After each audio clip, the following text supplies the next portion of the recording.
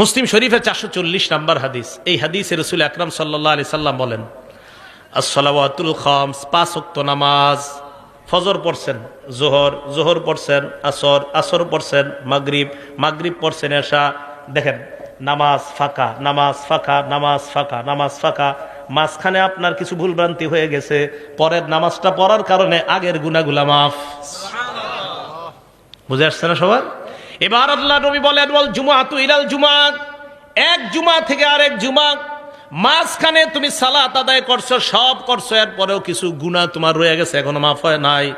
5 ওয়াক্ত নামাজও পড়ছেন, সব করছেন, এরপরে আল্লাহ কয় ঠিক আছে তো এখনো তোর সুযোগ, জুমার নামাজটা আদায় করলেন, আগের ওই নামাজও পড়ছেন, সব করছেন, এরপরেও কিছু গুনাহ এখন আটকায় আছে। আল্লাহ নবী বলেন, জুমা পড়লা, আগের গুনাহগুলা মাফ।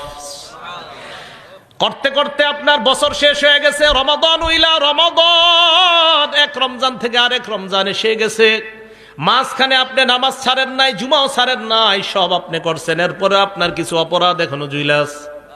নামাজ পড়ছেন, অপরাধ তো অনেক মাফ হয়েছে, জুমা পড়ছেন মাফ হয়েছে, কিন্তু এখনো কিছু আছে। আল্লাহ নবী কয়, রমজান মাস পাইলা, সুন্দরভাবে রমজান আদায় করো, আগের 1 বছরের সব মাফ। মুকাফফিরাতুন মা বাইনাহুন্না, আগের যা আছে সব মাফ। রমজানটা সুন্দরভাবে কাটানোর তৌফিক দান করেন। মুসলিম শরীফের 1409 নম্বর হাদিস। এই হাদিসে রাসূল